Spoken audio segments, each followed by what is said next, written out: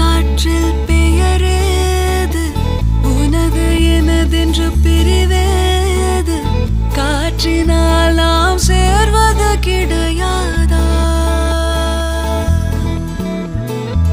சிதறி வீழும் விதை கூட காலத்தால் பெரும் வனமாகும் சிறு செயல்